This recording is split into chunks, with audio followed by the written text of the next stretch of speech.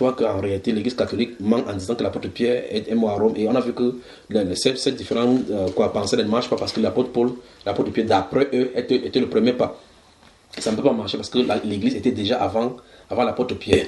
Maintenant nous allons rentrer, le but maintenant était de voir pour élucider cela, la définition de l'église. C'est quoi l'église au juste? C'est là où nous nous retrouvions dans le livre d'Éphésiens chapitre 5, verset 22 et suivant. On y va maintenant. Éphésiens. Chapitre 5. Attends, je vois ici là que... Je vois ici là que la femme ne doit pas parler, même dans une église. Mais c'est de ça qu'on doit parler. Voilà, et pourquoi donc elles sont dans les églises maintenant? Bonne question. Surtout chez les protestants. Les évangéliques. La question c'est pourquoi elles parlent. Elles sont même pasteurs. C'est contraire à la Bible. Ça rejoint ce que ça nous dit ici dès le départ. Je t'ai parlé de l'autorité tout à l'heure et j'ai parlé du fait que si tu vas quelque part chez les francs-maçons et que tu trouves la Bible, tu ne dois pas quand même aller là-bas. Toi tu dis c'est parce qu'ils servent Satan. Mais Jésus a dit que celui qui a mes commandements et qui les garde, c'est celui qui m'aime. Donc ça dit que ces personnes n'aiment pas le Seigneur. Parce que le verset 37, qu'est-ce que le verset 37 dit? Le 37, c'est si quelqu'un croit être prophète ou spirituel, qu'il reconnaisse ce que je vous écris est un commandement du Seigneur. Et si quelqu'un ignore, qu'il l'ignore. Et si quelqu'un l'ignore, qu'il l'ignore. Donc voilà un commandement qui veut décrire. Jusqu'à dire celui qui a mes commandements et qui les garde, c'est celui qui m'aime. Donc une femme qui prend la Bible pour aller prêcher en tant que pasteur n'aime pas le Seigneur. Parce que le commandement du Seigneur dit qu'elle doit se taire. Vous voyez le problème qu'on se trouve aujourd'hui. Alors maintenant, on rentre dans Éphésiens chapitre 5. Maman, oui, c'est vraiment ça. On doit dire verset 22. Oui, verset 22. Alors, c'est là où nous avons commencé. Il a dit que femme. Allons-y. Elle n'arrive pas à dormir. Non, elle a déjà dormi, elle s'est réveillée seulement. Vous pouvez venir si vous voulez. Ouais. Ça, c'est Sarah, ça. C'est qui ça? Je crois qu'il y a un moustique. On est sûr. Je te dis. Écoutez. Ça me fait. C'est parti. Non, je vais la voir, ne t'inquiète pas. Alors, heureusement qu'on n'avait pas la nous faire fermer ici là. Allons-y. C'est Corinthiens. Non, Éphésiens chapitre 5. Chapitre 5. Verset 22. Verset 22. On va finir. Femme, soyez non, tout à l'heure, nous avons ouvert, c'est cela qui nous a déclenché l'histoire des soumissions là. Ouais, femme, soyez soumise. C'est là, Éphésiens. Quel machin? Non, chapitre 5. 5. Oui, Éphésiens 5, oui. Verset 22. Elle aussi, elle ne dort pas. Non, c'est bon parce que c'est la parole qui réveille les gens comme ça dans la maison. Noah, ça va? Noah. Allons-y. Mais c'est bien, ça a amené sa grande soeur ici. Ça a amené sa grande soeur. On y va. Femmes, soyez soumises à vos maris. Doucement maintenant, on va aller doucement. Allons-y, femmes, soyez soumises à vos maris. Oui. Comme au Seigneur. Comme au Seigneur. Donc le style de soumission qu'on exige de la femme, c'est comme au Seigneur. Donc ça veut dire que pour la femme, le mari est pour lui comme Jésus. N'est-ce pas ma soeur? Continuons la lecture, c'est même pas là. Il faut qu'on ne pas toucher le cadre de l'église maintenant. Car le mari est... attendez. Lis encore lui, oui. Car le mari est le chef de la femme. Tout comme le Christ est le chef de l'église. Là, dans ce cas, maintenant, on a deux entités qu'on va devoir expliquer. D'accord? Il va prendre ses fruits pour représenter chaque membre. À ma droite, je vais mettre le groupe de Christ. À ma gauche, je vais mettre le groupe de la femme. D'accord? Je vais mettre ici, voici Christ ici. Voici l'église. Donc celui-ci est plus grand que celui-ci. Donc voici Christ est le chef de ceux-ci. Et puis je vais mettre ici l'homme. Et puis je vais mettre ici la femme. Voici deux groupes. Et ceci est amené en comparaison. Si c'est amené en comparaison, on peut regarder les éléments comparatifs. D'accord? Alors on dit que la femme soit soumise à son mari comme l'église est soumise à Christ. Donc par analogie, la femme représente l'église. Et l'homme représente Christ. Voilà l'ordre des choses. Maintenant, je vous pose donc la question. Dans cet ordre-ci, qui est représenté par celui-ci? C'est l'homme. C'est Christ là, n'est-ce pas? Et celui-ci aussi, c'est un être. Celle-ci, c'est un être. Pas vrai? Ça, c'est la femme. Voici l'homme. Voici Christ. Et vous dites que celui-ci, c'est un bâtiment commun. Puisqu'on est en train d'exiger à celle-ci, d'être soumise à son mari comme cet être-ci est soumis à cet autre être. Les bâtiments sont soumis, ont le caractère de soumission. Vous voyez qu'il y a des problèmes. Puisqu'on dit, femmes, soyez soumises à vos maris comme l'Église est soumise à Christ. Tout à l'heure, on va voir la définition en bas. Même en réfléchissant comme ça, vous voyez que l'Église ne peut pas être un bâtiment, un lieu de prière. Parce qu'on n'est pas en train de poser la question, demander à un lieu d'être soumis à Christ, pas vrai? D'accord? Vous comprenez, n'est-ce pas? Donc, si c'est les éléments comparatifs, celui-ci est un être, forcément celui à qui on a le comparé, c'est un être. Si celle-ci est un être, alors celle-là doit être un être. Parce que c'est un être qui a une volonté. Et qui peut être des choix de cette volonté. On a dû donner des ordres à se soumettre. D'accord? Maintenant, continuons.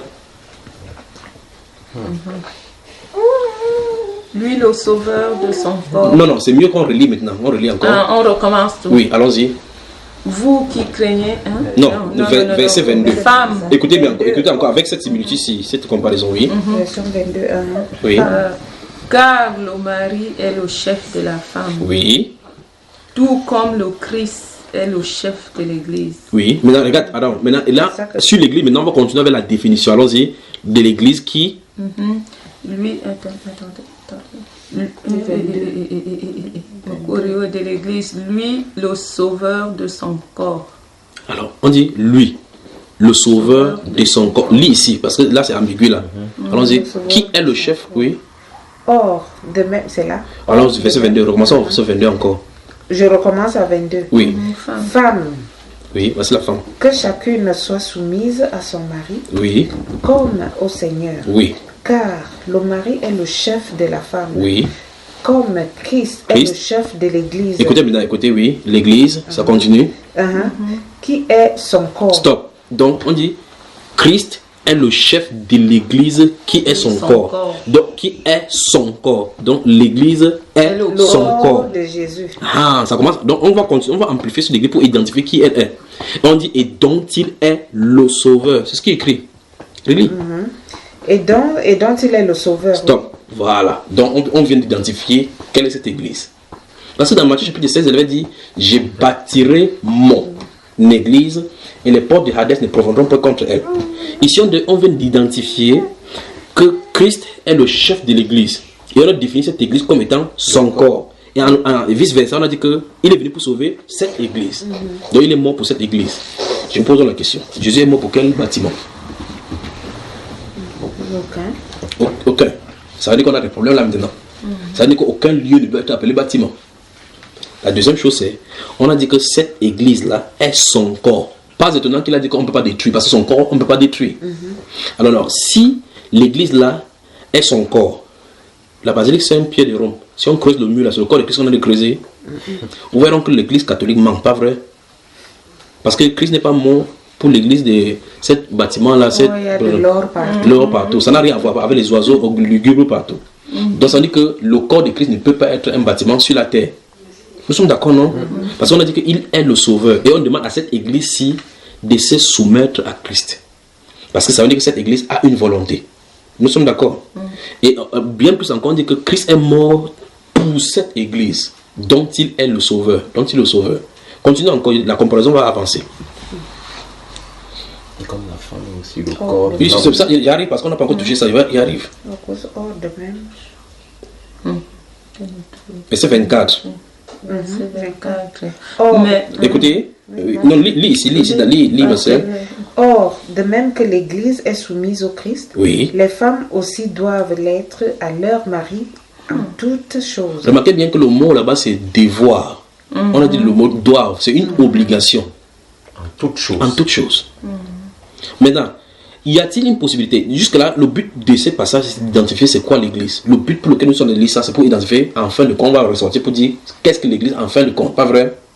Ici, on dit que, de même que l'Église est soumise à Christ, les femmes doivent l'être, donc doivent être soumises à leur mari en toutes choses. Ça veut dire que, pour le cas de discussion entre Christ et l'Église, il n'y a pas de discussion entre Christ et l'Église. Quand Christ donne son ordre, l'Église obéit.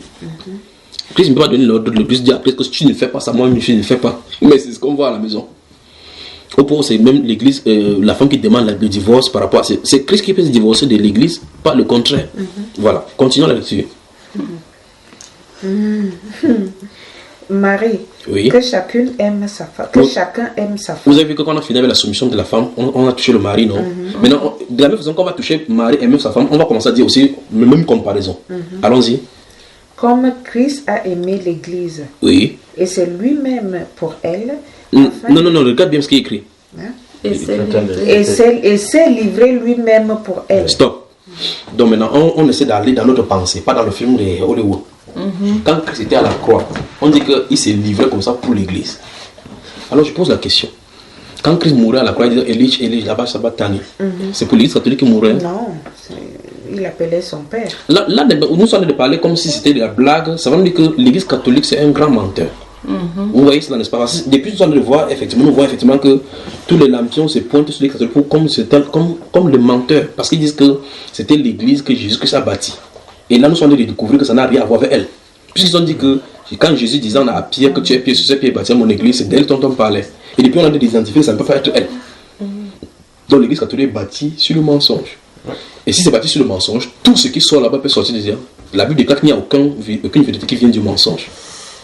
Pas seulement donc qu'elles ont construit dans les doctrines et les doctrines, les dogmes pour pouvoir embrouiller les gens. Alors, Marie, que chacun de vous aime sa femme comme.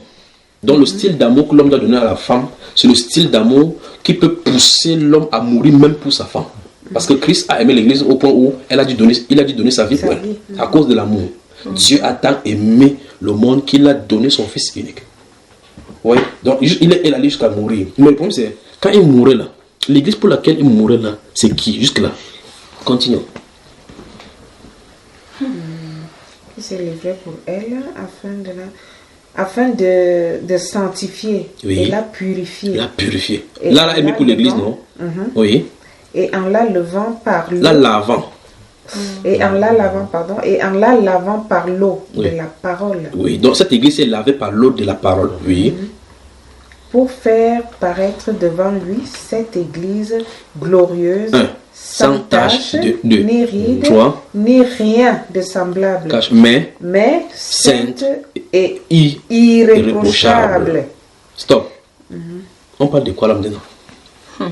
Parce qu'on dit que cette église-là, la façon qu'elle se lave avec la parole. Donc finalement, en fin de compte, vous pouvez comprendre à partir d'ici que l'église c'est quoi? C'est la parole de Dieu. Donc comment la parole de Dieu? Puisque la parole de Dieu était toujours avant Jésus qui ne vient. Puisqu'il disait un corps. C'est un corps. C'est-à-dire quel corps? Le corps du Christ. C'est-à-dire quoi? Puisque chaque dimanche, là, vous coupez l'hostie en disant que voici le corps de Christ. Et la Bible déclare que l'église, c'est le corps de Christ. Donc vous mangez l'église. C'est ça? Alors je pose la question jusqu'ici. C'est quoi dans l'église? On a dit qu'il est mort pour l'église. On a vu ça. Il a donné sa vie, il a aimé tellement l'église qu'il a donné sa vie pour elle. Et on dit que cette église-là, c'est même sa femme. Parce que c'est en comparaison d'une femme, d'un homme avec son épouse. Et cette église-là, c'est son corps. Parce que l'homme et la femme, la femme sort du corps de l'homme. Tu vois ça, les deux sont un. Alors donc, dans ce cas, vous voyez que l'église, le corps de Jésus-Christ, une partie physique, son corps, lui, il est bâtiment. Dans un endroit en béton, dans l'autre endroit en planche. Parce que le corps d'un être humain, son mari, sa femme a la même constitution, même nature, pas vrai? L'église donc c'est quoi? D'après ce qu'on a lu. C'est un esprit. Un esprit, donc il est mort pour l'esprit. L'esprit, enfin, c'est un corps, mais... Bon, je pose la question, simple. Jésus est venu pour faire quoi? Pour nous sauver. Sauver qui? Nous. Mais c'est ce qu'on a dit là-bas, on dit qu'il a donné son corps, il est venu se livrer pour l'église. Et donc, ceux donc pour qui il est mort, ceux-là, on l'appelle l'église. Donc, c'est l'église. L'église, ce sont les êtres humains. Oui. Et c'est pas compliqué, pas vrai? C'est pas l'église qui est son corps. Là, on dit l'église qui est son corps. Donc, l'être humain. Là, c'est l'être humain. Mais pas n'importe quel être humain de toute façon. Parce qu'il n'est pas mort pour tout le monde. Il est pour ceux, il a donné sa vie pour elle. Et c'est cette église, vous remarquez encore une fois de plus que c'est au singulier ici. Il dit que cette église, en fait de lui présenter cette église devant elle, devant lui, sans tache, ni rite, ni rien de ça, mais sainte et irrépréhensible. Et il dit que cette église est nettoyée par la parole. Parce qu'en réalité, elle est sauvée. Les hommes peuvent lui donner de fausses doctrines, donner de fausses choses. On vient prêcher la parole pour que ça nettoie ce qui est dans leur vie, pour qu'ils puissent croire en sa parole. Vous voyez l'église, n'est-ce pas? Voilà donc l'église. Donc l'église, donc, c'est l'ensemble de ceux pour qui Christ est mort. Ceux-là, là, ça forme donc ce qu'on appelle le corps de Christ. Et c'est pour cela qu'il va dire au chapitre 18 de Matthieu, il dit là où 2 ou 3 sont assemblés à mon nom, je suis présent. Vous voyez cela, n'est-ce pas? Maintenant, il pose la question. Si le corps de Christ, donc, c'est l'ensemble de ceux qui croient, ou si l'église, c'est l'ensemble de ceux qui croient au Christ, ou bien encore l'ensemble ceux pour qui Christ est mort. Lorsqu'on dit dans le bâtiment que voici l'église évangélique, voici l'église catholique, ça a un sens? Non. Alors dans ce cas, d'où donc vient la définition selon laquelle l'église c'est le lieu de prière? Non, mais moi je me dis l'église c'est le lieu de prière pour rassembler ceux qui croient en Jésus, en Dieu, pour aller répéter les mots de la Bible là-dedans. Dans ce cas, si ça rassemble sous l'arbre, qu'est-ce qu'on fait alors? On va toujours prier. Dans ce cas, ça veut dire que le mot église n'a pas de sens là-bas sur ce bâtiment. Bon, dans ce bâtiment, pourquoi? Parce que je me dis, d'après la nature, il y a la pluie, il y a le soleil, il y a le vent, il y a XY. Si tout cela, on va aller prier dans le vent ou sous la neige. Oui. Mais ça nous voici ici, on n'a pas mis une plaque quelque part, pas vrai? Non. Il a dit là où 2 ou 3, on a il y a plus de 3 ici. Est-il présent ici? Il est là. Avant, on a besoin de mettre une plaque ici de quelque part que l'église de... C'est quelle ville encore? L'Offroy soft. Avant, nous eu besoin. Non. Maintenant, si nous avions été dans le bus en train de partir, nous parlons de lui. Est-ce qu'il est là? Est-ce que nous avons écrit église de bus? On a des problèmes là. Parce que le fait, la preuve en est que nous sommes aujourd'hui, nous sommes vendredi. Bon, samedi. Dimanche, tu vas sortir, tu dis que tu vas où? À l'église. Ça n'a pas de sens. Parce que l'église n'est pas un lieu. L'église ne peut pas être un lieu. Parce que c'est toi, enfin, nous formons, qui formons l'église. L'église ne peut pas se déplacer pour aller dans un lieu. Ça n'a pas de sens biblique. Vous voyez le problème, on se retrouve, n'est-ce pas? Donc maintenant, on est arrivé à la définition de ce que nous cherchions. Nous avons vu dans Matthieu chapitre 16 que Jésus avait dit, je bâtirai mon église. Et les portes de celui de moi ne prévaudront pas contre elle. Elle n'a pas dit elle au pluriel, ni l'église au pluriel. Et on a cherché à savoir que c'est que cette église. Cette église, c'est ceux qui ont connu Christ. Et quand ils ont connu Christ, ils ne peuvent plus se détourner parce que même Satan ne peut rien faire contre eux. C'est pour ça que Jésus a dit, les portes de celui de moi ne peuvent rien contre elle. Donc même les difficultés de la vie, on fait n'importe comment, ils ne peuvent pas quitter la voie de Christ. Ce sont ceux-là que Jésus-Christ appelle donc son corps. Et maintenant, comme Jésus-Christ est son corps, la Bible appelle dans Colossiens 3, Colossiens chapitre 1, verset 17, que Christ est leur chef, Christ est la tête du corps de l'église, qui est son corps. Donc pas le pape. Le pape est le chef de l'église catholique, de la dénomination catholique. Mais Christ est le chef, parce qu'on dit que Christ était le chef de tout temps. Maintenant, cette église-ci obéit à Christ. La seule et unique chose qu'elles obéissent, c'est la Bible. Toute personne autre qui est en dehors de cela ne constitue pas l'église. Alors nous avons vu effectivement c'est quoi l'église que Christ a bâtie sur la terre. Parce que là-bas il a dit à Pierre, parce que Pierre avait eu une révélation. Il a dit, tu n'as pas appris ça dans une école. C'est le Père qui t'a révélé cela. Et comme tu as reçu la révélation de qui je suis, c'est ainsi donc tous ceux qui viennent à moi. Parce qu'il dit, mes brebis connaissent ma voix. Quand tu connais la voix de Christ, tu viens à lui, tu fais partie de l'église. Alors tu es bâti sur Christ. C'est ça dont c'est les questions là dans la Bible. Ça n'a rien à voir avec le bâtiment des sorciers catholiques. On a répondu à la question, non? On peut conclure que l'église catholique, c'est une institution de mensonges. Non, on ne doit plus aller. Aller où? C'est ça ton Pose-toi même ta question. Mon rôle, c'est d'exposer ce qu'il en est. On a vu de la base que si tu es chez les francs-maçons, tu ne peux pas y aller parce que ce n'est pas la parole de Dieu là-bas. Alors, j'ai dit que cette même chose, cette même principe que tu appliques chez les francs-maçons, il faut appliquer partout. Tu dois appliquer partout. Il ne faut pas faire de compromis. Que ce n'est pas parce que les protestants, au moins les évangéliques sont... Non. Ça doit être la Bible. Parce que quand Christ marchait, il prêchait. Il prêchait partout, il passait, c'est partout, il prêchait. Et donc maintenant, tous ceux qui croyaient en lui réunissaient sous sa bannière. Voilà, donc maintenant, ça veut dire que si ce n'est pas la parole de Dieu, c'est à toi de voir. Parce que la question que tu vas poser, c'est maintenant, qu'est-ce qu'on doit faire aujourd'hui? J'ai commencé par répondre que la première chose à faire, c'est qu'il faut vérifier la fondation. Est-ce que là où tu as toujours allé était bon? Avec ça, on a vu que le premier principe de l'Église catholique, c'est le mensonge. Si on prend le deuxième encore sur les votes des papes, on va voir que dans la Bible, qui suivent plutôt Judas Iscariote qui a trahi Jésus, pas Pierre. Parce que Pierre n'a jamais été remplacé. Le seul apôtre qui a été remplacé, c'était Judas Iscariote. Donc c'est une succession. Les seules personnes qu'on remplace, c'est Judas. Donc ça veut dire que c'est la continuation de Judas. Pas étonnant que l'on qui trahisse la parole. Parce que Judas a trahi la personne qui était la parole. Aujourd'hui, il continue à trahir la parole en mettant Marie, en ajoutant Marie, en ajoutant les prières des morts, en ajoutant les prières de l'encens, les jours de Toussaint, ainsi de suite. Des choses qui ne se trouvent pas dans la Bible. N'est-ce pas terrible?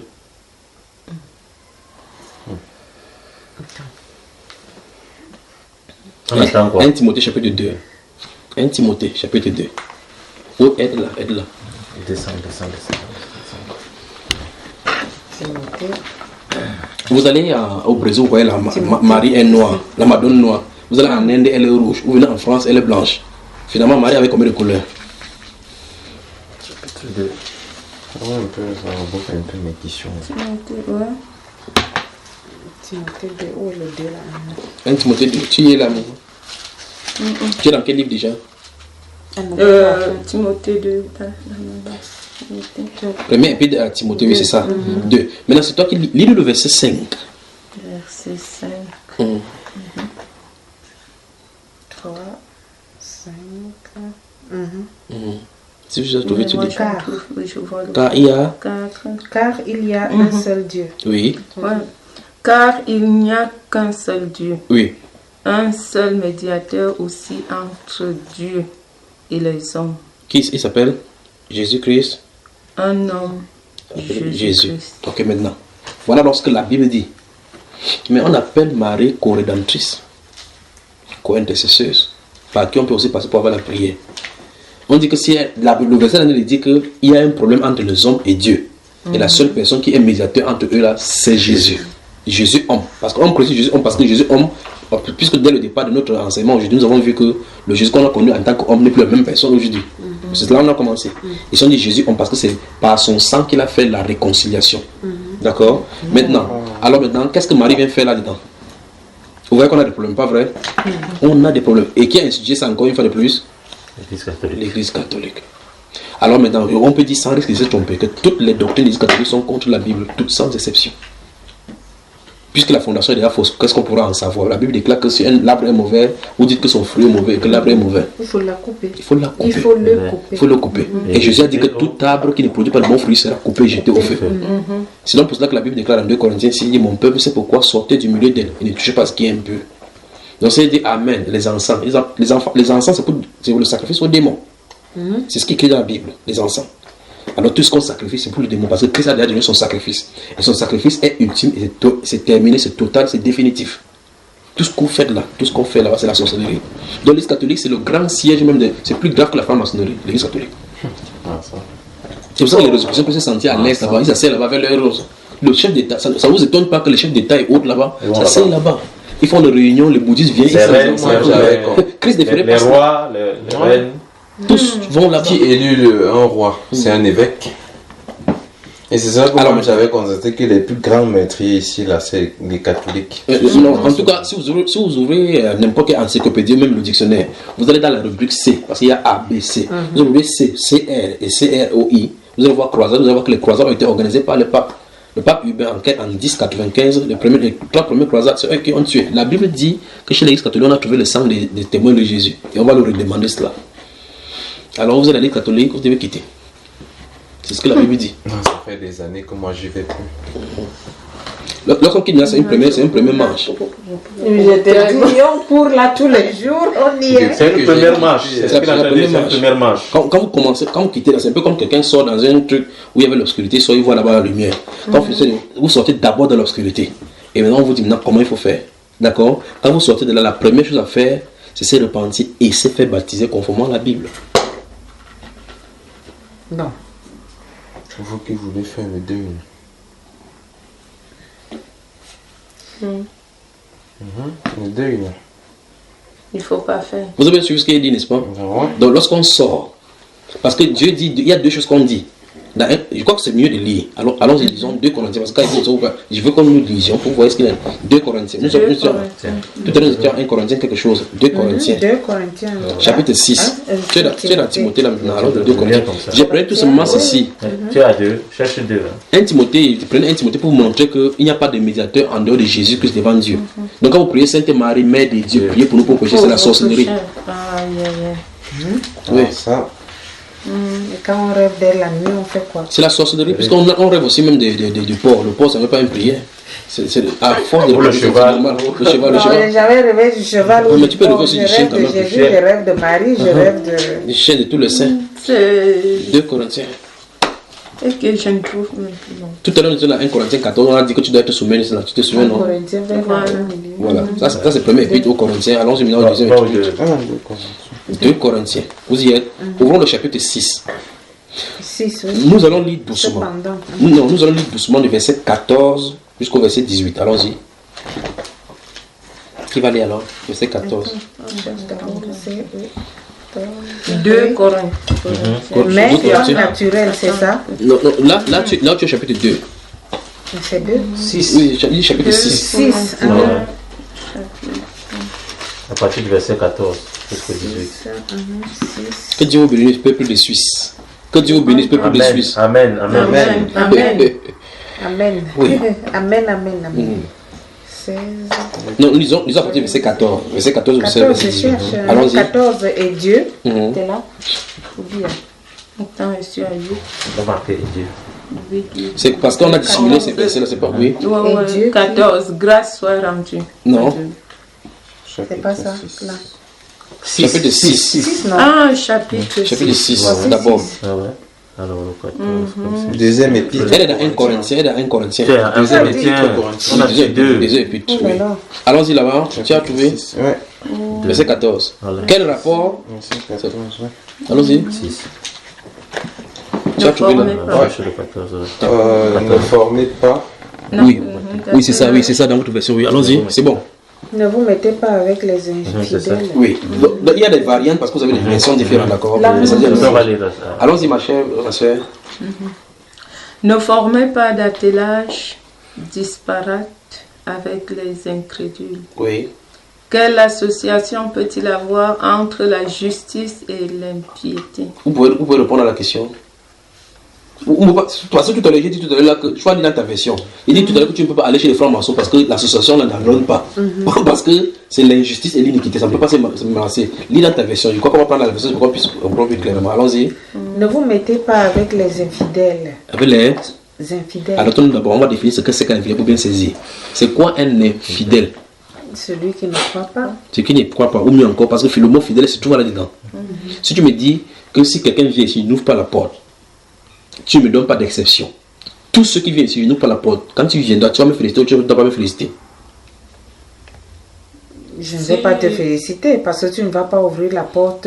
Non, il dit si tu m'as donné l'ordre de ne pas ouvrir la porte à quelqu'un et que chaque personne vient, même ta maman, même ton papa vient, je n'ouvre pas la porte. À la fin, tu dois me féliciter. Parce que c'est moi qui t'ai donné. Oui, parce que tu as été fidèle à ta parole.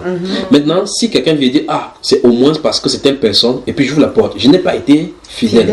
Jésus a dit si quelqu'un même il gardera ma parole.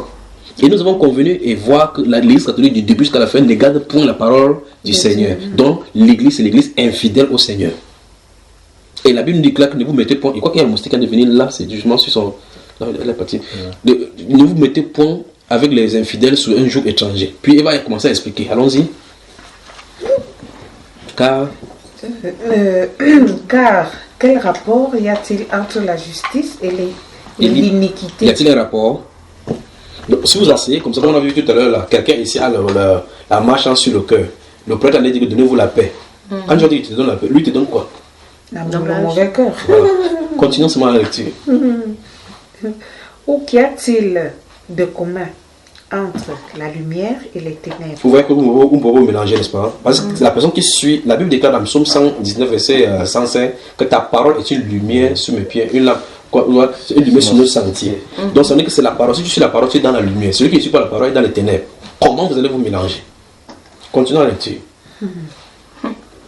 Dans les ténèbres. Quel accord y a-t-il entre Christ et Bélial? Voilà. Ou quelle part a le fidèle avec les fidèles? Donc, si tu suis la parole fidèlement, tu ne peux pas t'asseoir avec quelqu'un qui ne suit pas la parole fidèlement. Tu vas avoir deux alternatives: désobéir à Dieu ou bien être hypocrite. Parce que tu dis maintenant, il m'a fait m'asseoir à l'église catholique. On prie Marie, tu ne peux pas marier parce que c'est que maintenant on ne peut plus marier. Tu fais donc quoi là-bas? On va te dire, lève-toi maintenant, prosterne-toi devant les idoles. Tu dis que non, je sais que l'idole n'est pas bien. Tu vas faire quoi? N'est-ce pas la rébellion? Voilà. Donc, soit tu es dans un milieu, tu suis la loi du milieu, ou bien tu ne suis pas du tout. Si tu suis la loi du milieu, tu désobéis à Dieu, tu obéis au milieu. Si tu restes dans ce milieu-là, tu deviens hypocrite dans ce milieu-là, tu fais le jeu avec le système. Continuons.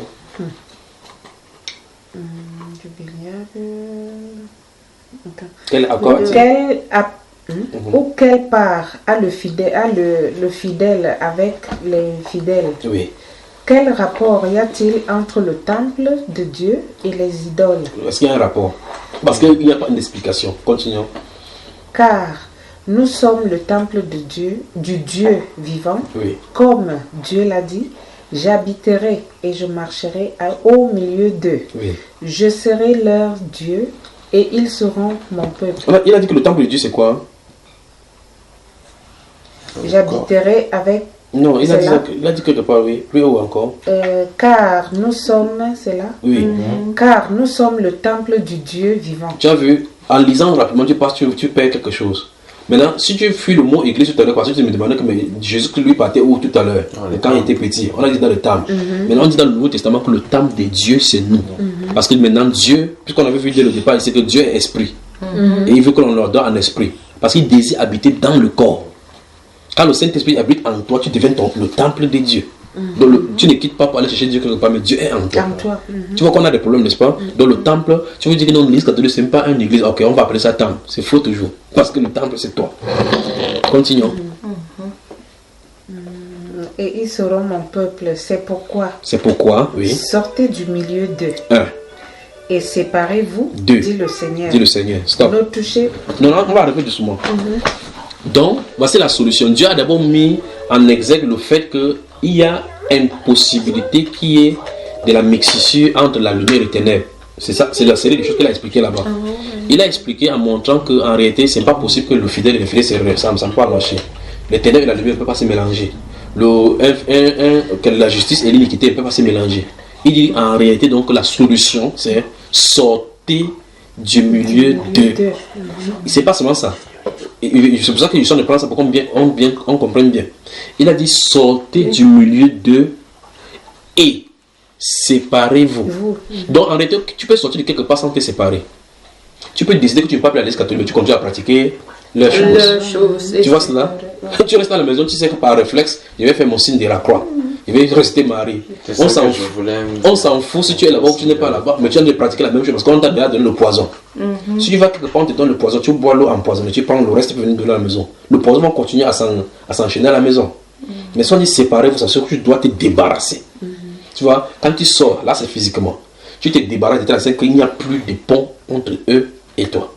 Par conséquent, tous les ustensiles qu'ils utilisaient pour se mettre à toi, des chapelets, Marie qui dénue les nœuds, prière à l'archange Marie, la prière efficace des 20 heures, tous les jours, tout cela, prière des neveux, des chapelets, tout ça, on ne doit pas avoir. Vous devez brûler, c'est vous qui devez brûler. Vous voyez cela, prière des mercredis, oh là. Vous voyez, j'ai dit, pleine Marie. C'est pour ça qu'elle est en pleine neuvaine. Vous voyez cela, le Marie qui défend. Vous voyez effectivement comment vous pouvez croire que vous en avez servi Dieu, vous êtes dans le faux.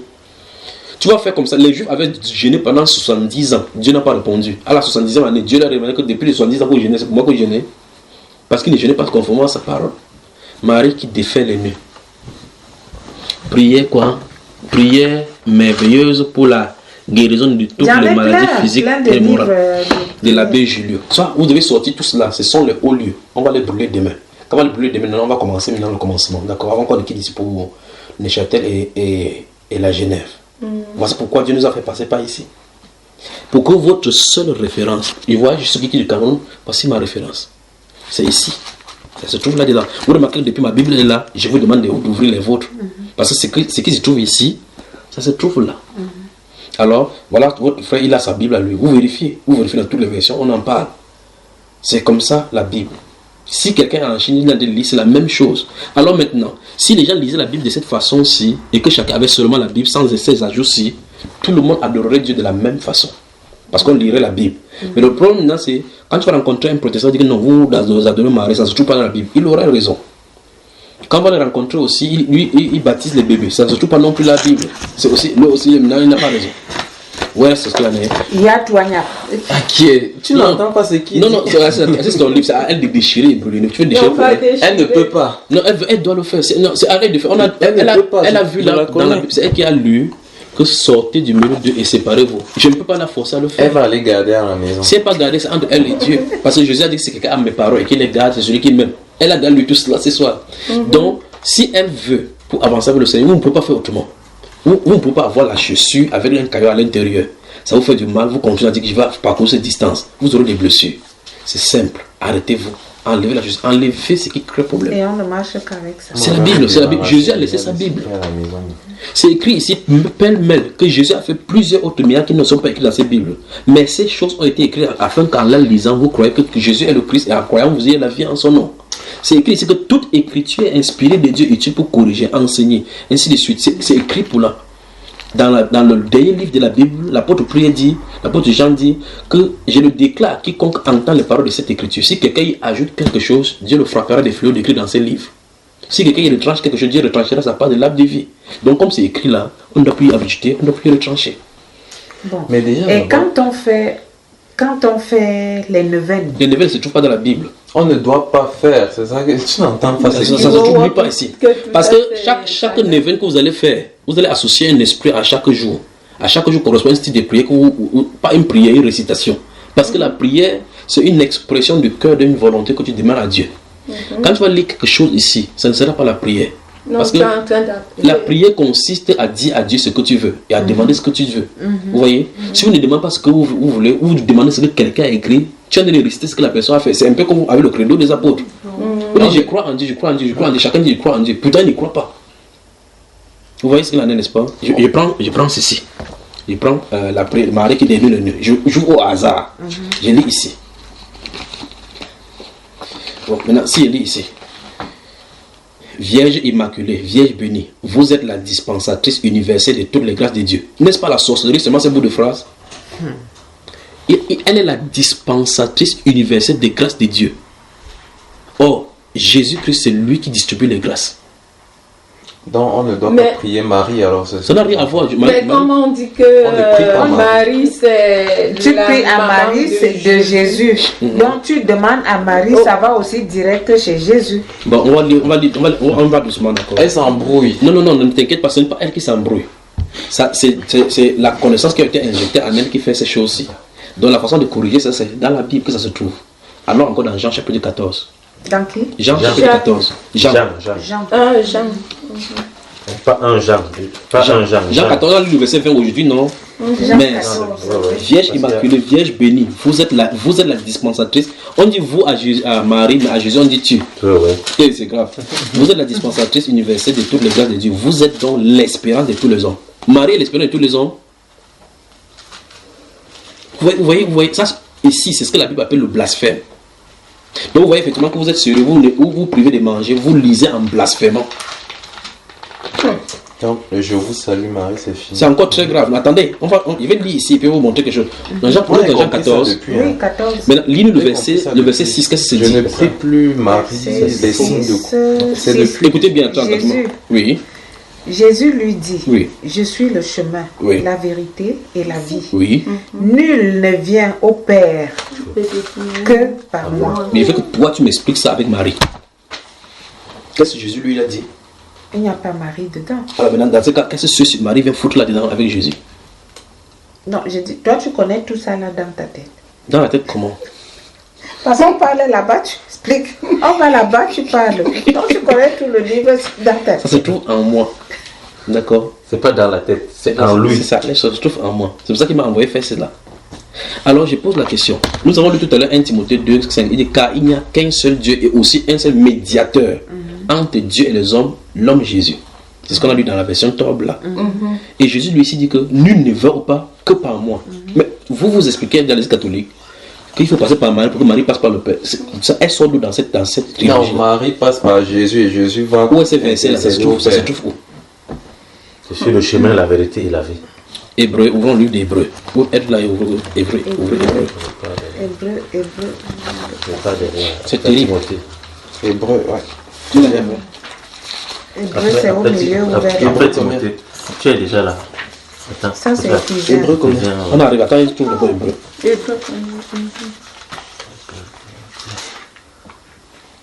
Marie, c'est fini. Non, moi j'ai arrêté de prier Marie depuis des années. Hébreu chapitre 4. Hébreu chapitre 4. Verset 14 à 16. Lise qui écrit.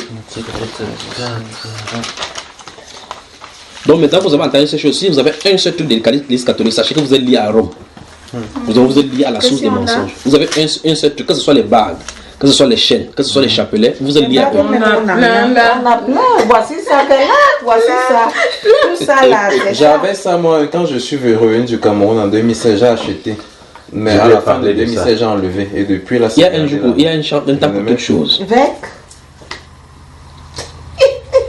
Pour qu'elle enlève, c'est comme moi. Pour qu'elle enlève, mais je vais enlever parce que là, tu vois la vérité. Parce que vous avez connu ça depuis. Voilà, on y va. On est à Hébreu.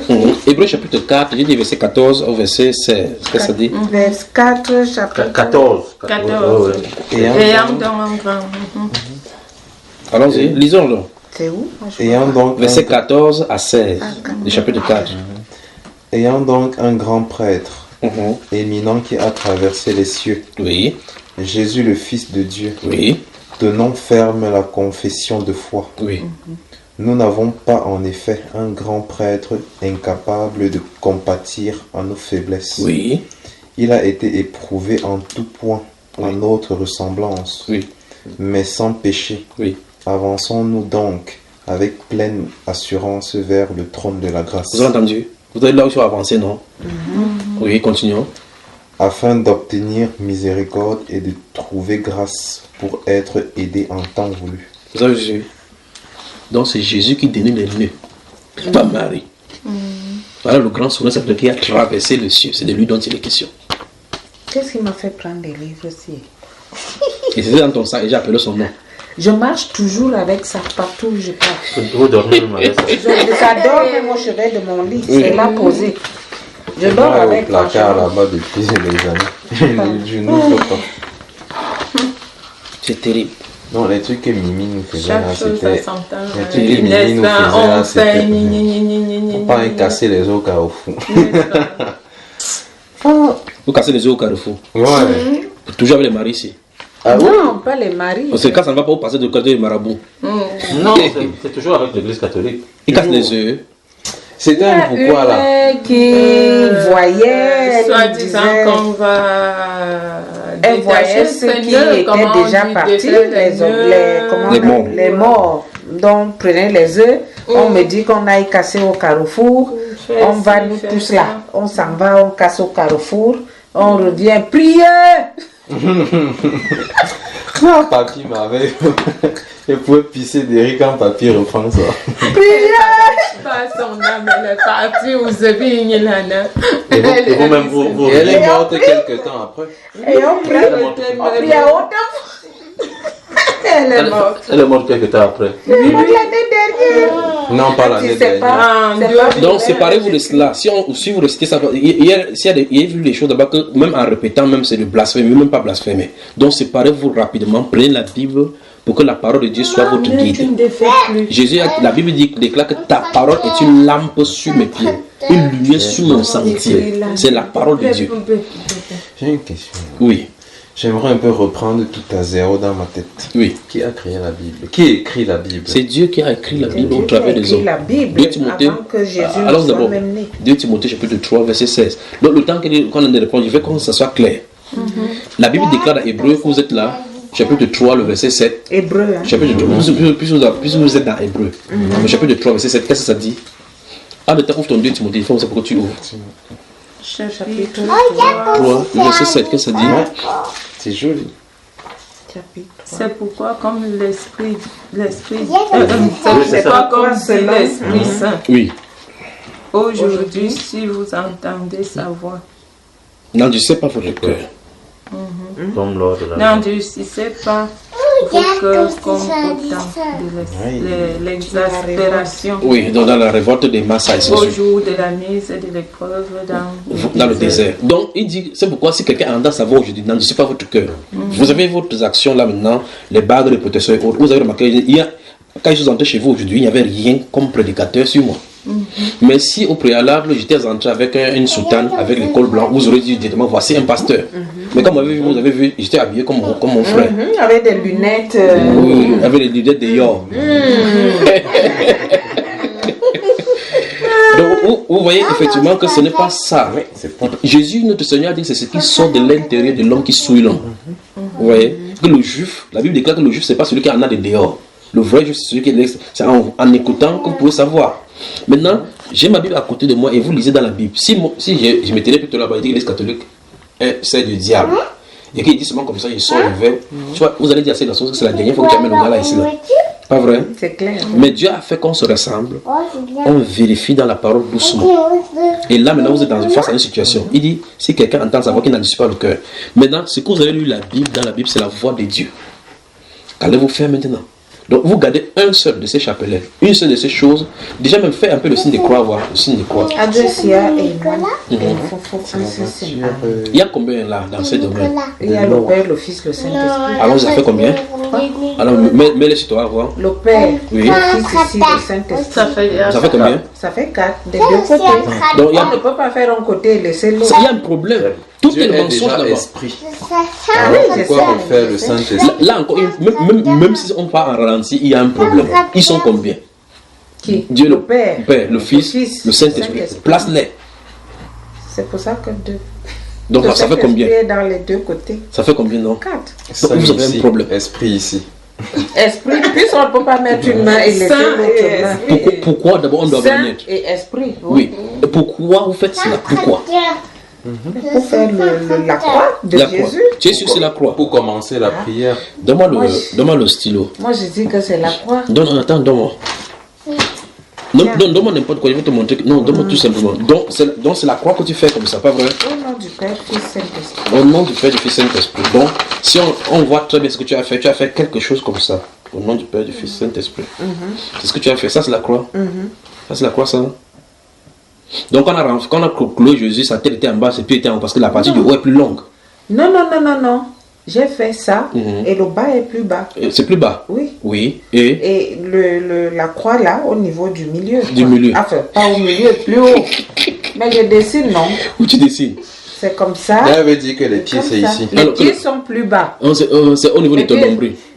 Ouais. Les pieds sont au niveau de je vais donc mettre ici au pied. Bon, pourquoi vous le faites? Le signe de quoi? Ça vient d'où? Pour débuter la prière. Ça nous a montré. Ça se trouve dans la Bible. Avant de commencer la parole de Dieu, tu fais d'abord la croix. Et notre Père qui est aux cieux. Alors maintenant, je pose la question, est-ce que c'est biblique? J'en sais rien, moi. Donc ce n'est pas de la Bible donc, pour commencer. En réalité, ça fait pour ouvrir les différents points de ton corps pour que les esprits vous possèdent véritablement bien. Les esprits nous possèdent. Vous avez entendu parler du yoga? Je n'ai pas compris. Pour que les esprits vous possèdent bien. Parce que quand tu fais, tu ouvres les points de ton corps. Ce que vous faites, ce sont des signes dans le spirituel pour ouvrir vos domaines spirituels aux esprits. Vous savez, quand vous portez les tiers, quand ils portent les tiers, des dessins là-dessus, n'est-ce pas? C'est pas au hasard. Vous remarquez les satanistes, les marabouts, ils ont des dessins sur eux. Les dessins ne sont pas au hasard. Les dessins sont faits, sont des symboles sur le plan spirituel pour représenter les esprits. Jésus a dit Dieu est esprit. Il faut que ceux qui l'adorent en esprit. Ça ce n'est pas biblique pour commencer. Donc on a convenu. En tout cas, j'ai dit tout ce que l'Église catholique a enseigné, c'est du mensonge du début jusqu'à la fin. Donc si on prend comme ça, étape après étape, n'importe quoi que tu vas prendre là-bas, c'est faux, d'après la Bible. N'importe quoi. Parce qu'ils ont des dogmes en dehors de la Bible, des extraits de la Bible. Ils ont ce qu'ils appellent maintenant le magistère. Donc, c'est le prêtre qui nous fait souvent à la fin de la messe, il fait ça. Mais il vous scelle dans cet esprit-là, justement. C'est pour ça que les gens peuvent être têtus. Les gens peuvent venir chercher les petits amis là-bas, faire des bocaux qu'ils font là-bas. Où est-ce qu'on se retrouve? On se retrouve au niveau de la destruction. Donc, dans Hébreux chapitre 4, nous avons lu le verset 14 à 16. La Bible déclare effectivement que nous avons un grand prêtre, un grand souverain sacrificateur qui a traversé le ciel Jésus. Approchons-nous de lui, parce que lui-même, Noah, je suis en train de parler des choses du Père ici. Approchons-nous de lui qui a été tenté comme nous, même parce qu'il connaît nos faiblesses. Il a été tenté comme nous, sans faiblir en rien, sans péché. Donc ça veut dire qu'il peut venir en aide. On dit approchons-nous de cette trône de grâce pour être secourus dans nos besoins. D'accord? Rentrons dans Jean chapitre 15, mais dans cette fois-ci. Dans qui? Jean chapitre 15. Tout à l'heure, nous avons lu Jean chapitre 14. Disons Jean chapitre 15. Oui. Toi, tu as la Timothée, donc 2 Timothée, n'est-ce pas? Deuxième épître. Le chapitre 13, ou chapitre 3, verset 16. Jean 15. Vous avez Jean chapitre 15. Oui. Il lit rapidement parce qu'il a posé la question. Chapitre 3, verset 16. Il lit verset 16, oui.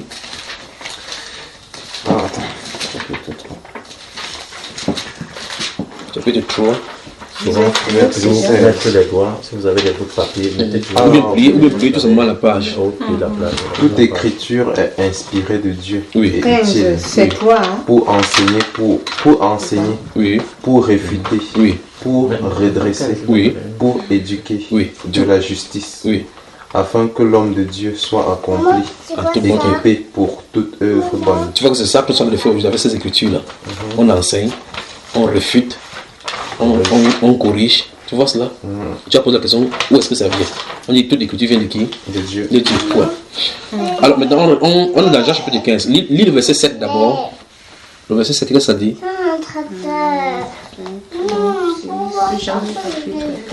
Chapitre 15. Si vous demeurez au couillon, si vous demeurez en moi et que mes paroles demeurent en vous, oui. Demandez ce que vous voulez, ce que vous voudrez. Oui. Et cela vous sera accordé. Vous voyez pourquoi on demande, on n'est pas accordé, n'est-ce pas? Parce qu'on mélange lui et les choses, à force dans Matthieu chapitre 6, il a dit qu'il y a des gens qui font des vains discours, ils répètent, ils croient qu'en répétant comme ça, ils seront exaucés. Et c'est ce que l'on fait. Vous répétez 150, je vous savez Marie. Mais c'est quand même même vous là, vous êtes résistant. Attends, type nombre. Enfin, les gens écrivent ça dans WhatsApp partout, réciter 150 Marie, mais un chapelet c'est combien? 100 Joseph. Un chapelet c'est combien? Le chapelet? Quand on fait un chapelet c'est combien? C'est 10. 50. 10 combien? Soit 5, ça fait 50. Ça fait 50, vous répétez 3 fois, non? Ça fait combien? Ben, ça fait énorme. 150. Je vous salue. Tu le salues. Moi, je ne peux pas vous la saluez chaque fois, pourquoi? Ah, c'est la mère du Christ. C'est la mère de Christ. Pourquoi ne saluez pas la mère de Jean-Baptiste?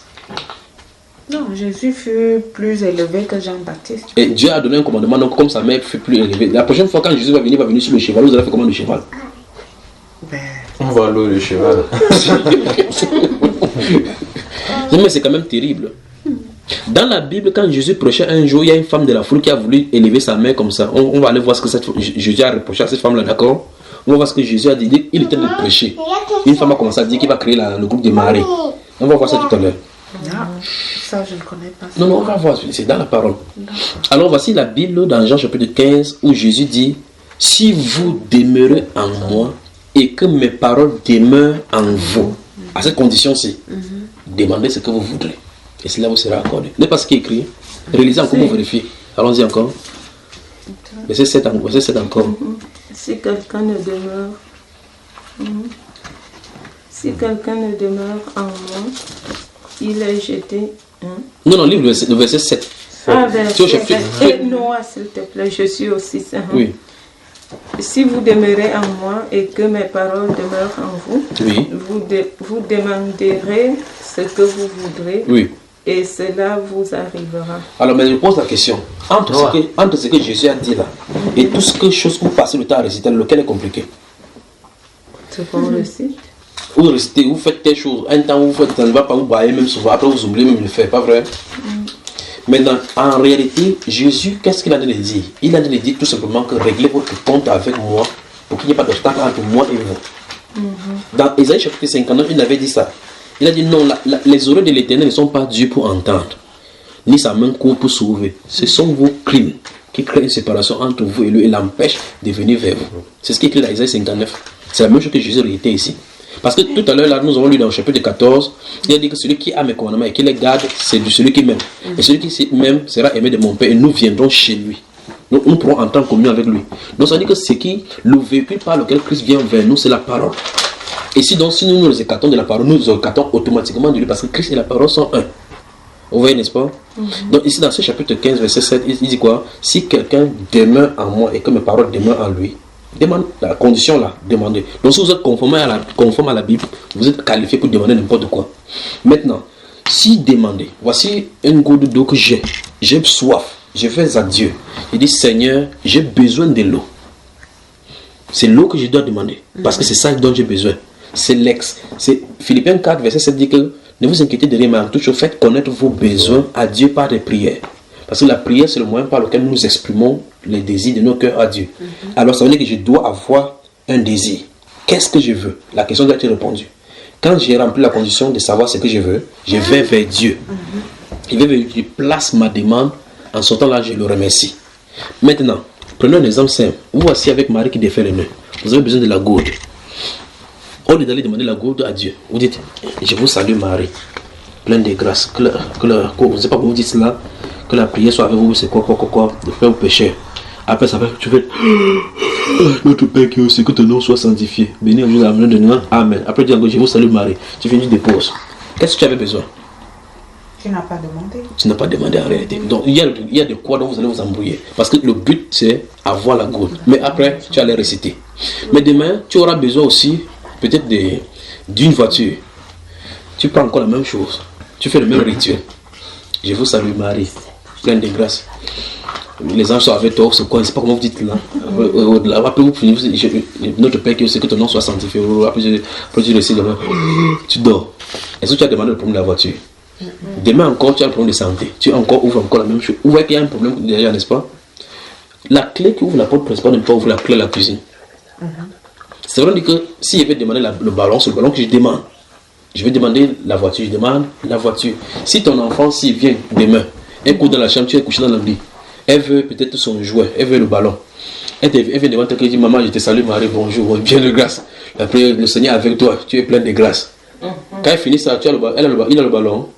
Non. Si demain, lui, il a besoin de bonbons cette fois-ci, il vient dire, maman, je te salue. Tu vas lui donner ce qu'il veut? Non. Alors, il n'a pas demandé. Il n'a pas demandé. C'est qu'en réalité, ces petites choses-là, c'est exactement ce que vous faites quand vous allez vous demander le Seigneur. Mais est-ce que tu peux donc prier, par exemple, tu dis notre Père. Dès que tu finis notre Père, tu demandes ce que tu veux. Notre Père, ce n'est pas une prière. Ce n'est pas une prière qu'on doit prier. Ce n'est pas une prière. Parce que la prière, c'est s'exprimer son cœur devant Dieu. Notre Père, c'est un enseignement qui contient la prière. Donc tu exprimes ce que tu veux et tu évoques quand même le nom du Seigneur. Que mon Dieu. Tu ne peux pas exprimer ce que tu veux sans évoquer son nom. D'accord. Et le fait, l'attitude, si tu comprends bien l'attitude de la Bible face à la prière, tu fais automatiquement le Notre Père. Le Notre Père n'est pas fait pour réciter. Je prends un exemple simple. Quand tu vas devant Dieu, par exemple, je vais prier par exemple pour demander que le Seigneur t'accorde de comprendre la sainteté. Ça, c'est mon sujet de prière. Je veux prier pour que. Toi, tu t'appelles comment? Jos. Alors je dis, je vais aller devant Dieu pour prier pour toi. Donc voici pourquoi je vais dans la prière. Je me mets à genoux. Quand je me suis mis à genoux, ça montre ma soumission à Dieu déjà. Vous voyez? Parce que cette position-ci montre clairement que je crains déjà Dieu et que je me soumets à lui. Ça, c'est la première chose. Or, notre Père qui est aux cieux. Donc, souviens-toi que lui, il est en haut, tu es en bas. Que ton nom soit sanctifié. Que ton nom soit sanctifié, ça veut dire quoi? Si je prononce son nom, il faut que je ne vive pas dans l'iniquité. Parce que la Bible dit que quiconque prononce son nom, qui sache que son nom n'est pas... Tu ne dois pas prononcer son nom et tu as de vivre dans le péché. Tu ne peux pas prononcer son nom, tu as de vivre dans l'adultère. C'est la sorcellerie. Tu cherches le problème contre toi-même. Tu vois cela? Ok, maintenant. Que ton règne vienne et que ta volonté soit faite sur la terre comme au ciel. Donc ça veut dire que son règne, ça veut dire que c'est lui qui gouverne sur nous. Et que sa volonté soit faite sur la terre comme il est dans le ciel. Ça veut dire que comme il a accompli dans le ciel, tout ce qu'il veut sur la terre, c'est lui qui le fait. Donc voilà les choses, les intentions qu'avant de venir, il doit savoir. D'accord? Maintenant, donne-nous aujourd'hui notre pain de ces jours. Bon, si tu manges l'ondolé, tu parles du pain. Quand tu restitues chaque fois le pain, tu manges l'ondolé, ça a un sens? Non. Tu as dit le pain, après tu as les pommes devant toi. Il donne aujourd'hui le pain de ces jours. Donc tu ne vois pas que ça n'a pas le problème. Et dès que tu finis, tu prends la pomme. Tu prends la pomme, tu manges, alors que tu as demandé le pain. Donc tu vois, effectivement, il a des dire... C'est aussi la nourriture. Non, ce n'est pas de la nourriture, ce n'est pas de ça dont il parle dans la prière. Le pain dont la Bible parle, c'est la parole. C'est la parole. Oui, parce que le pain, c'est la parole. Ça veut dire qu'il faut une parole par laquelle il doit vivre chaque jour. Parce qu'il a dit que l'homme ne vit pas de pain, mais de toute parole qui sort de la bouche de Dieu. Chaque jour suffit sa peine. Chaque jour a une parole. Quand il dit que votre cœur ne trouble point, croyez en Dieu. Il y a des situations que vous allez vivre mardi, ce n'est pas la même situation que vous allez vivre mercredi. Il y a des promesses dans la Bible correspondant lors des méditations que Dieu va vous donner pour pouvoir tenir mardi, pour pouvoir tenir vendredi, pour pouvoir tenir lundi. Ce n'est pas la même parole. Vous voyez cela? Voilà, donc maintenant je vais vers lui. Quand il vient, effectivement, dans ma posture, quand je vais prononcer la parole Seigneur, ça veut dire que déjà je vérifie que ma vie est en règle. Donc je sais donc qu'il sanctifie son nom. Je viens au-devant de toi au nom du Seigneur Jésus-Christ parce que c'est Jésus-Christ qui a fait que sa volonté s'accomplisse sur la terre. Donc tu vois que je n'ai pas besoin de dire notre Père qui est au ciel, que ton nom soit sanctifié, que ton nom soit... Ça n'a pas de sens. Bon, c'est dit notre Père qui est au ciel, que ton nom soit sanctifié et fini. Car à toi, à partir au nom de Dieu, Amen. J'ai prié pour toi. Non. Ah mon Dieu, c'est quelle sorcellerie ça. Parce que moi, je vais pas mentir, hein, moi, je sais pas prier. Non, en tout cas, tu sais prier, mais tu ne veux pas prier comme il le doit parce qu'en réalité, on t'a enseigné plutôt la récitation et non la prière. Parce que la prière consiste simplement à aller demander à Dieu ce que tu veux. C'est simple. Par exemple, dis-moi ce que tu veux, par exemple. Faire une formation. Prends ça. Lève-toi. On va faire un exemple. Oui. Allons-y, on va lui demander le portable pour que tu veux passer un coup de fil. Sur un coup de fil et Jean. Allons-y vers lui, voir. S'il te plaît, tu peux me prêter ton téléphone pour passer un coup de fil. Voilà. Tu as vu que parce que tu as besoin de coup de fil, tu veux passer un coup de fil, tu as demandé quoi? Le téléphone. Remets le téléphone. Bon, jusque là, tu as besoin du téléphone, tu veux passer un coup de fil. Va devant le récit de notre Père. Seigneur Jésus. Père qui est aux cieux. Seigneur Jésus. Que ton nom soit sanctifié. Que ton nom soit sanctifié. Quand tu auras fini de réciter cela, c'est le problème est résolu. Donc tu as vu la façon dont tu as demandé en premier lieu, c'est comme ça qu'on prie. Quand tu as besoin de n'importe quoi, va devant Dieu, tu lui dis cela. Dieu c'est le Père. Et comme un père, un enfant, quand celui-ci va voir son papa, il lui demande quelque chose, il ne passe pas par 4 chemins pour lui demander. Il va vers son père, il dit papa, je veux le bonbon. Son papa dit ok, prends ce bonbon-ci. C'est comme ça. Papa. Oui. C'est pas toi. C'est ton cher. Donc tu vois effectivement que tu sais prier désormais, non? Ouais. Voilà, c'est ça les questions. Vous êtes fatigué? Non, je réfléchis à tout ce que... Et tu peux aussi, en priant, ça, tu peux demander pardon aussi. C'est pour ça qu'il dit que quand tu vas commencer d'abord, la première chose c'est là. Parce qu'on dit que ton nom soit sanctifié. Il vient de dire que ton nom soit sanctifié. Il veut dire, avant de prononcer son nom, il faut vérifier que l'état de ta vie est digne de le faire. Qu'est-ce qu'il a C'est pour ça que c'est la repentance, ça commence. C'est pour ça qu'il a dit tout à l'heure là qu'après avoir fait tout ceci maintenant, il faut qu'on commence, après être sorti des ténèbres, c'est là où on commence le commencement. Après avoir pris tout ça comme ça là, tout ça, les chapelets, tous les autres choses, les petits bagues qui scintillent là, qui scintillent, pour montrer que tu es marié. C'est où? Voici ça qu'elle a. Pour montrer que vous êtes marié à l'église catholique, il faut les prendre. Il faut prendre tout cela. Il faut prendre tout cela, brûler. Non, je l'ai fait déjà. Et demander au Seigneur de te pardonner parce que tu avais livré ton corps à Satan. C'est là où ça commence. Vous dites, Seigneur, je me résous maintenant à te suivre, à suivre ta parole. Parce que c'est ta parole qui est une lampe à mes pieds. Voilà encore, imagine d'après sa parole. Quand ça commence, dès que vous avez fait cette étape-là. C'est ta parole. Attends, j'écris ça. Non, n'écris pas, ça doit venir spontanément, ne t'inquiète pas, n'écris pas. C'est que tu vas encore finir par écrire notre livre comme ça. C'est la citation. Oui. Ça doit venir automatiquement. Quand vous allez commencer à prier, ça va venir automatiquement. Quand vous allez vous tourner vers la Bible, désormais, même après ça va parler aussi, allez dans la chambre. Quand vous êtes débarrassé de toutes ces choses, allez dans la chambre, mettez-vous à genoux, vous allez voir que votre langage de prière va changer automatiquement. Parce que vous n'allez plus vous adresser à un être humain, ni au démon, mais à Jésus. Restez ici tout simplement. Bon, comme tu as dit, quand on doit prier, on ne fait plus le nom du Père. Non, il n'y a plus de signe de croix, il n'y a pas toutes ces choses, ça n'a pas de sens. Ça sera difficile pour donc, mais tout à l'heure, quand il parlait l'exemple avec lui pour l'enfant, c'est toi qui as concordé avec en disant que tout simplement à son père. Mais bon, c'est exactement comme tu lui disais là, tu peux pas demander à ton père. Mais commencez par la repentance ce soir. Seigneur Jésus, oui. Je viens vers toi. Oui. Je suis pécheresse. Oui. Et je viens vers toi pour me donner la guérison. Tu as posé le problème du péché, maintenant tu es allé sur la guérison, ça ne va demander pardon pour le péché. Oui, c'est un exemple que je prends. Oui. Je suis pécheresse. Non, ne forme pas ta prière, ne commence pas à former ta prière. Il ne faut pas être précis. Quand tu vas aller là-bas, Christ n'est pas un mort vivant, il est vivant. Il te comprend mieux que toi. N'essaie pas de former trop de langage. Je vais te dire quelque chose, quand j'étais converti, je ne savais même pas comment chanter. Je me suis tenu là au salon, je dis Seigneur, je ne sais pas chanter tous les chants qu'on fait là. Il m'a dit ne t'inquiète pas, c'est pas le chant qui est le problème. Je veux l'état de ton cœur. L'état de ton cœur. J'ai dit Seigneur, je ne sais pas comment je te chante, je ne connais pas toutes ces choses que les gens font là-dedans parce que je n'ai jamais été dans une église. Vous voyez cela? Il a dit que c'est pourquoi j'étais appelé sur la terre. Relève-toi maintenant, l'heure est arrivée, va faire. Alors donc, quand je suis là, il dit, tu vois, je dis, telle personne chante bien, je vais chanter comme ça. Qui te dit que le chant qui chante bien là, comme c'est bien à tes oreilles, c'est bien à ses oreilles? Parce que le style de vie que tu mènes qui est agréable à Dieu, c'est pas le chant. Donc c'est ton cœur, donc c'est les questions. Donc l'état de ton cœur vis-à-vis de lui est plus important que la façon que tu t'exprimes. Parce que tu peux fermer ta bouche, mais ton cœur s'exprime. Voilà. Alors par conséquent, ce n'est pas le mot en français, accorder les verbes ou quoi que ça, bien agencer les mots, c'est pas ça qui est le problème. Maintenant, si je suis en train de vous parler en parlant de la Bible, en agençant les versets de lui comme ça, si ma vie n'est pas conforme à lui, je suis le pire des menteurs qui puisse exister. Alors qu'est-ce qu'il faut faire? Il faut donc s'asseoir devant le Seigneur, prendre du temps avec lui, parce que ces choses, on ne se presse pas. Il s'agit d'une vie. Par exemple, là-bas, il y a le caractère d'insoumission. Il y a le caractère, le soir de mariage. Vous avez promené le mari plusieurs fois. Non seulement tu dois parler à Dieu, tu dois retourner vers ton mari pour ton cas, pour demander pardon.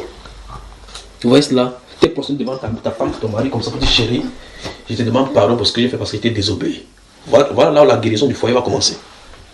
Avec Rudy. Tu mets déjà des trucs. Toi, tu mets les doutes, mais oui. Oui, absolument. Tu peux faire comme ça, c'est la solution. Après, à la fin, je dis, le problème, c'est que tu es qui vous dit que c'est mon esprit. Après, je donne. Non, ne le regarde pas, ça c'est son problème. Ça c'est son problème. Je ne peux pas remplir. La Bible déclare dans Jérémie 33:3, invoque-moi et je te répondrai. Je te montrerai de grandes choses, des choses cachées que tu ne connais pas. Il n'a pas dit invoque-moi et ton mari. Résous ton problème parce que le ciel là c'est individuel. Chaque personne sera appelée devant le trône individuellement. Sur la terre, on a une réunion avec les rencontres qu'on va faire.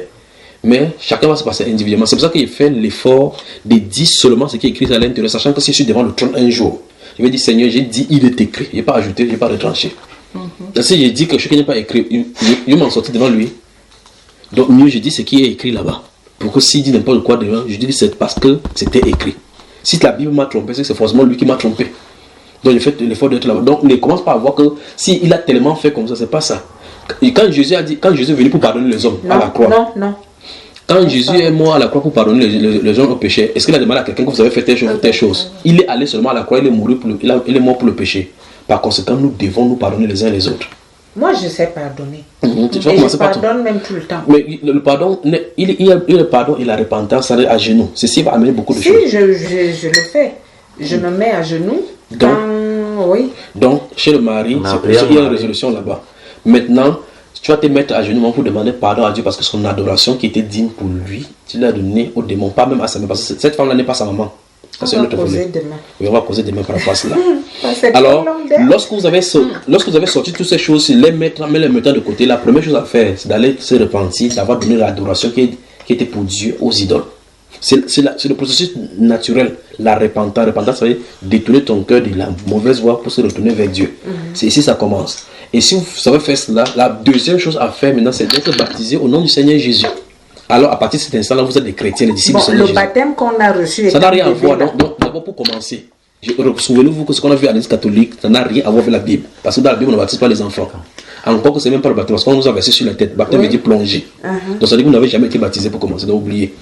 Alors, donc, ça veut dire qu'à partir de cet instant-là, donc, vous allez commencer à être des disciples du Seigneur Jésus-Christ. Donc, vous êtes donc sur le chemin pour suivre les disciplines du Seigneur Jésus. Que Dieu vous bénisse. Amen. Merci de m'avoir écouté. Merci à vous. À toi de nous avoir ouvert l'esprit. Vraiment, parce que là, on était perdus. Vous êtes retrouvés maintenant, vous êtes revenus vers le Seigneur Jésus. Ça me fait même déjà mal à la tête. Ne t'inquiète pas. Moi, je suis en forme. Tu es en forme, pas vrai? Moi, je me sens à l'aise. Je suis à l'aise, mais le problème, c'est que quand j'écoute tout ça... Ne t'inquiète pas, je crois qu'il va falloir qu'on harcèle encore juste parce que c'est mon tête, ça fait pouf, que ce qui est là quitte. J'ai plus besoin de poser ces questions. Donc les questions là sont déjà répondues, pas vrai? Que le Seigneur soit glorifié. Il est quelle heure maintenant? Je voulais dire avec l'église catholique. Est-ce que l'église fait bon ménage avec politique? Non, ça n'a rien à voir. Oublie l'église catholique là-bas. Non, l'église en général. Est-ce que ça fait bon ménage avec la politique? L'église en tant qu'entité, on a déjà compris ce que c'est que l'église. L'église, c'est toi, moi, c'est toi, lui, oui, donc le monde. Donc je commence encore pour que vous dormiez bien. Première chose, Seigneur, je me repens d'avoir pris mon cœur pour donner aux idoles. Parce qu'on a lu tout à l'heure, 1 Jean chapitre 5, verset 20, que petits enfants, gardez-vous des idoles.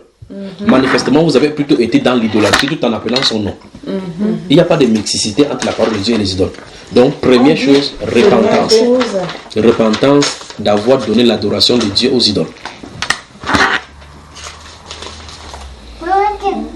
Pour la prière. Pour la prière, c'est la procédure normale. Première chose, demander pardon à Dieu pour avoir adoré les idoles. C'est aussi simple comme ça. Il ne faut pas faire ceci tout en gardant les idoles là. Il faut que vous les sortiez pour les brûler, les détacher de vous. Parce qu'on a vu tout à l'heure que sortez du milieu de et séparez-vous, dit le Seigneur. On a vu cela. D'avoir gardé les idoles. D'avoir adoré. Et garder même, parce que si vous avez des statues, des machins à la maison, les croix, les chapelets, tout ça, il faut vous en débarrasser. Les de marée, vous avez partout là dans les chambres. Attends, même les chapelets. Ça n'a rien à voir avec la Bible. Il dit tout ce que vous avez de l'Église catholique, sachez que c'est la sorcellerie que vous en avez pratiqué. Tout. Toi tu dis carrément. Bague, chapelet, tout, chapelet, bracelet. Souvenez-vous que ça s'est passé. Même les statuettes que vous allez acheter à Lourdes, machin. Tout ça.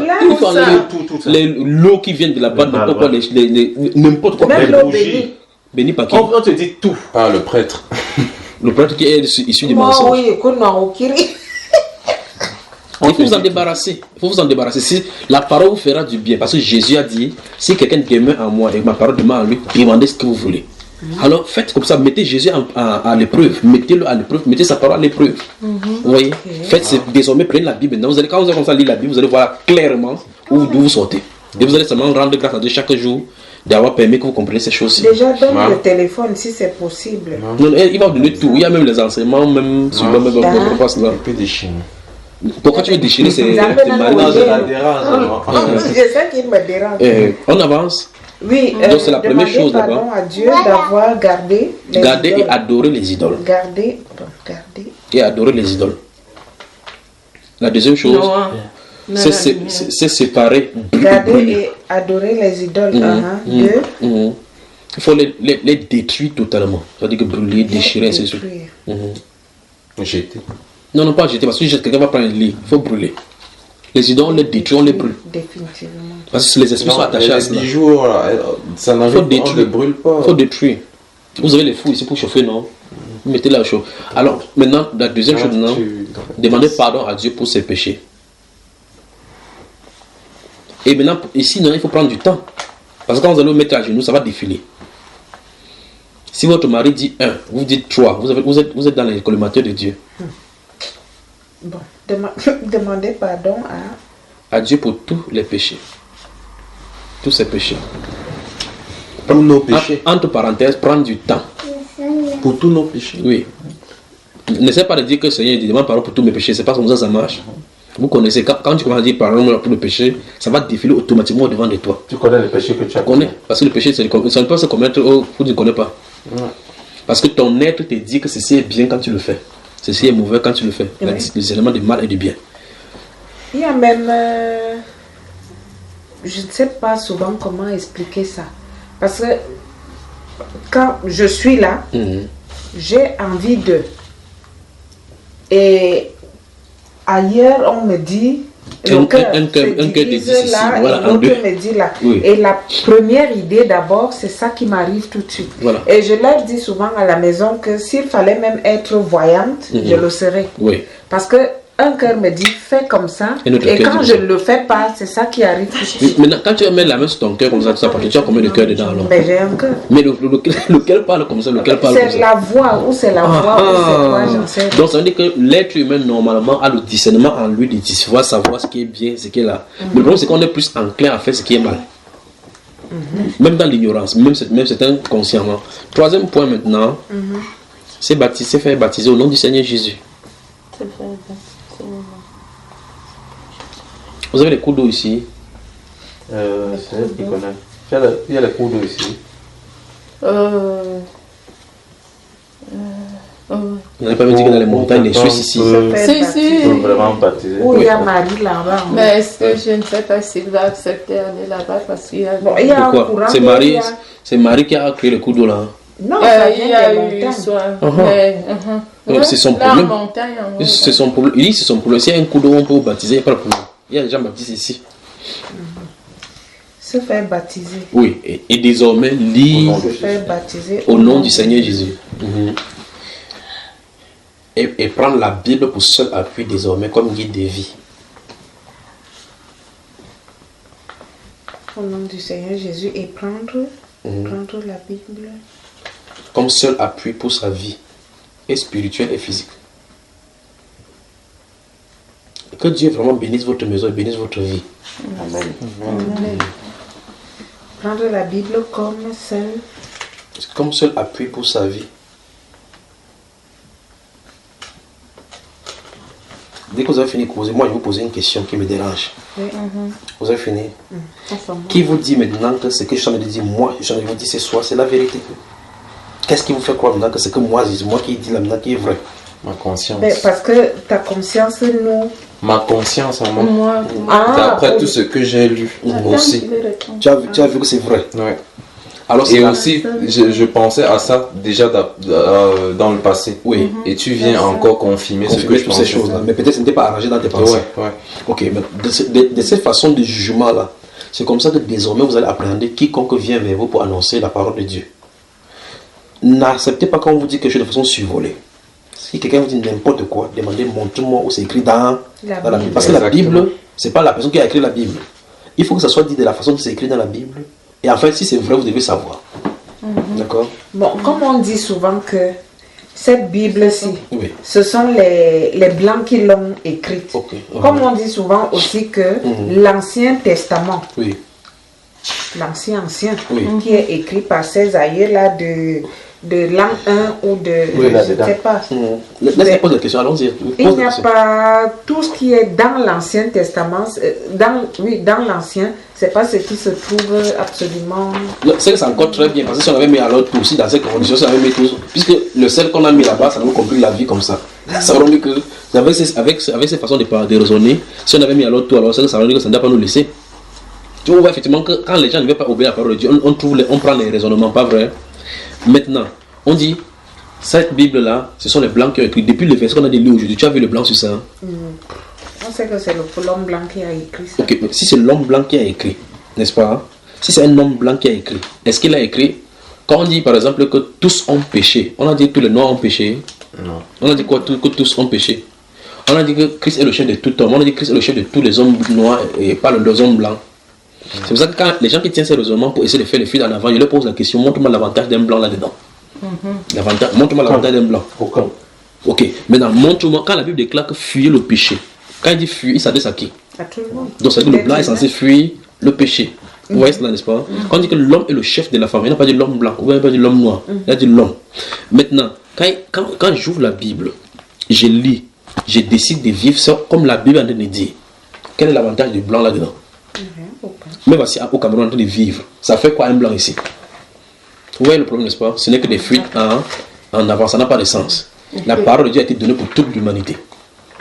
Et quand on regarde, je ne vous comprends pas, quand on regarde même bien, tu as vu un blanc à la croix. À part les prêtres religieux. Rudy à la croix là-bas à la maison. Rudy récite, je vous salue Marie. C'est seulement quand il est malade. Quand vous priez, notre Père, c'est ça que je l'entends quand on dormait ensemble. C'est ce que j'entends. On lit maintenant, on parle latin parce que Dieu parle la langue latine. Bon, de toute façon, sachez donc, comme on a lu aujourd'hui, et on va lire un dernier passage concernant cela, Jésus, souvenez-vous, ne quittez pas cela. Si vous demeurez en moi et que mes paroles demeurent en vous, demandez ce que vous voulez et cela vous sera accordé.